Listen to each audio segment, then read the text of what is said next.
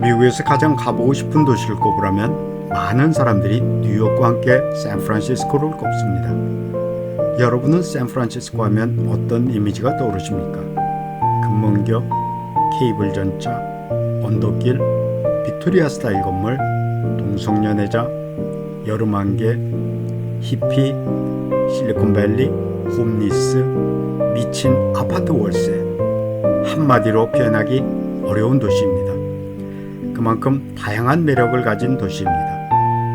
독특한 기후도 한몫 단단히 합니다. 여름에 가시는 분도 초겨울 자켓을 한 벌 꼭 챙기십시오. 얼마를 예상하시건 그것보다 춥습니다. 샌프란시스코를 다녀온 사람들이 이야기하는 것을 들으면 때때로 혼란스럽습니다. 마약과 범죄로 찌든 도시로 홈리스가 거리를 덮어 도시가 꼭 금방 망할 것처럼 어떤 이는 이야기합니다. 또 어떤 이는 한 달을 지내는 동안 홈리스를 한 명도 못 봤다고, 기후 좋고 아름답고 세상에 그런 천국이 따로 없다고 전혀 반대되는 이야기를 하십니다. 같은 도시에 대해 이렇게 다른 이야기를 하는 것은 자기가 본 것만을 이야기하기 때문이라고 생각합니다. 2박 3일 짧게 시내 마켓 스트릿을 따라 지하철역 위주로 이 도시를 경험하신 분은 가는 곳마다 홈리스를 보실 테고, 반대로 조용한 거주지역에 있는 자녀집을 방문하여 집 근처 공원에서 소일하다 오신 분들은 세상에 그렇게 조용하고 깨끗한 동네가 없다고 이야기하실 것입니다. 그래서 두 의견이 다 맞기도 하고 다 틀리기도 합니다. 샌프란시스코는 여러 얼굴을 가지고 있어 한마디로 정의하기 어렵습니다. 자유로운 영혼의 도시, 그 영혼이 예술로 승화되고 실험적 작품으로 탄생하는 곳, 다양한 인종이 모여 사는 곳, 구글, 애플, 아마존 등 대형 IT 기업 본사가 있는 곳, 21세기 들어 성장률이 최고로 높은 도시, 마약과 범죄가 들끓고 홈리스가 많은 도시, 물가가 가장 비싼 도시, 마약 범죄와 높은 렌트비가 지겨워 사람들이 떠나는 도시. 그렇습니다. 샌프란시스코는 이 모든 것이 뒤섞여 때로는 조화를 이루고 때로는 부조화의 마찰음이 나는 도시입니다. 한편 이곳은 미국 정부의 통계에 따르면 1인 가구의 경우 평균 소득이 14만 불로 11만 불 이하이면 저소득자로 분류되는 미국 내에서 대표적인 고소득 지역이기도 합니다. 행정구역상 샌프란시스코의 인구는 87만이고 그 중에 10,000명 정도가 노숙을 합니다.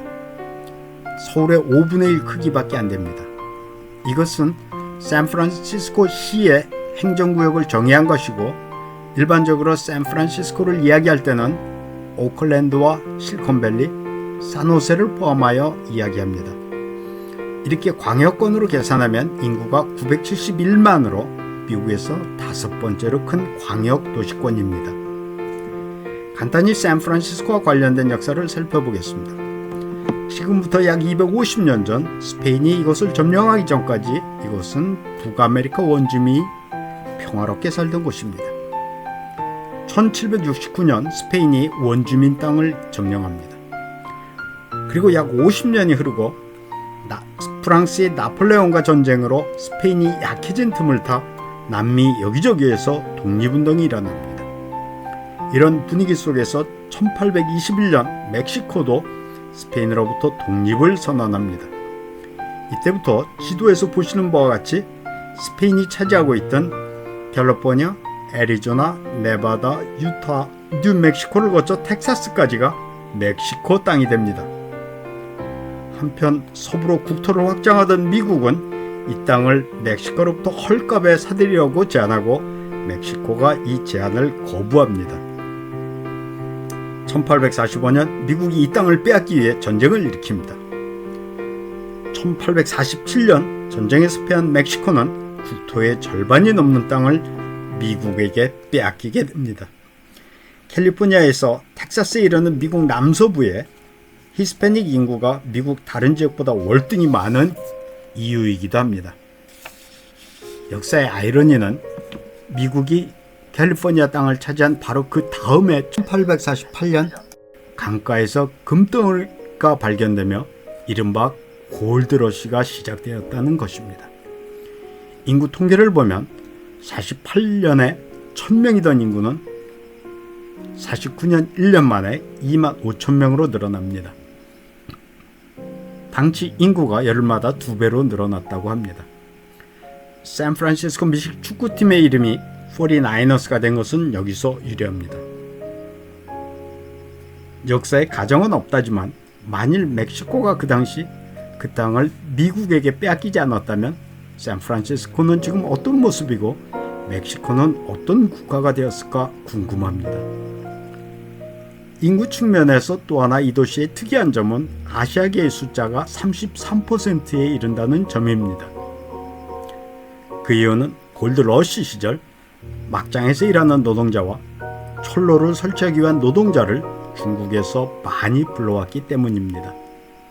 그때 들어온 중국인들은 열악한 노동 환경에서 사고로 많은 인들이 목숨을 잃으면서도 꿋꿋이 살아남아 현재 미국에서 가장 오래되고 가장 큰 차이나타운을 만들었습니다. 결과적으로 이 도시는 백인 인구가 절반이 되지 않습니다. 이 도시 인종의 다양성을 이야기하는 이유입니다. 재밌는 사실은 골드러시로 돈을 번 사람은 금강업자가 아니라 청바지업자와 술집 주인 그리고 은행업자라고 합니다. 웰스 파고라는 기업은 노동자를 마차로 실어 나르는 운송업과 금강에서 일하며 번 돈을 고향에 보내는 송금을 맡아 세계적인 은행으로 성장하게 됩니다. 이때 스탠포드라는 변호사는 화재로 재산을 모두 잃고 고향을 떠나 캘리포니아로 이주하여 노동자를 상대로 자파상을 하여 큰 돈을 법니다. 그 후 그는 그 돈을 철도회사에 투자하여 더 큰 돈을 벌고 나중에 대학까지 세우게 됩니다. 그 대학이 세계적인 명문 스탠포드 대학이고 이 대학 출신들이 주축이 되어 오늘날 세계적인 벤처타운 실리콘밸리가 이 지역에 만들어집니다. 그리고 보면 실리콘밸리의 뿌리는 골드러시인 셈입니다. 역사가 하루아침에 만들어지지 않는다는 교훈을 다시 한번 생각하게 됩니다. 샌프란시스코의 과거를 이야기할 때 빼놓을 수 없는 것이 1906년 4월 일어난 대지진입니다. 리히터 지진계가 만들어지기 30년 전이라 정확한 강도는 알 수 없으나 현대과학으로 강도 7.8로 추정하고 있습니다. 당시 3,000명이 목숨을 잃었고 샌프란시스코의 80%가 파괴되어 30만 명이 집을 잃었습니다. 샌프란시스코가 현재의 모습을 갖춘 데에는 이 당시 지진이 큰 영향을 미쳤습니다. 오늘 영상에서는 샌프란시스코의 오늘이 있기까지 일어난 중요한 역사적 사건들을 정리해 보았습니다. 다음 영상에서는 샌프란시스코에서 가볼 만한 장소들을 30곳 정리해서 보여드리겠습니다. 시청해 주시어 감사합니다.